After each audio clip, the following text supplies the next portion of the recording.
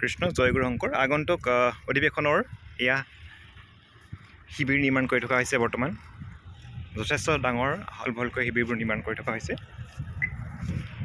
আৰু শিবিৰসমূহ ইতিমধ্যে সমাপ্ত হোৱাৰ পথত পালবোৰ দিবলৈ আছে। শাৰী শাৰীকৈ শিবিৰবোৰ আছে। শিবিৰবোৰ যথেষ্ট আহল বহলকৈ বনোৱা হৈছে।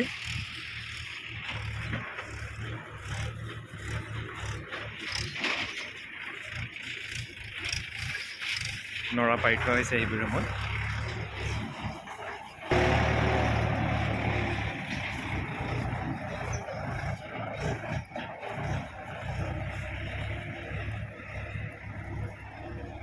যথেষ্ট এটা ডাঙৰ এৰিয়া বৰ্তমান সময়ত।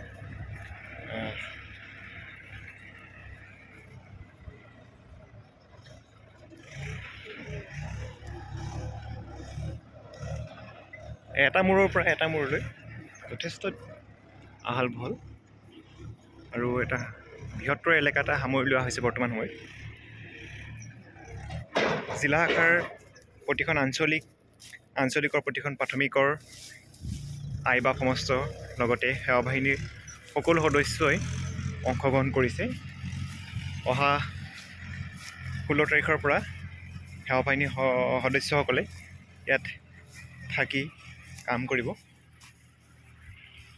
এখন আঞ্চলিক শাখাৰ আমাৰ উত্তৰ পশ্চিম যোৰহাট আঞ্চলিক শাখাৰ 27টা শিবিৰ, তেখেতলোকে 27টা শিবিৰ নিৰ্মাণ কৰিছে।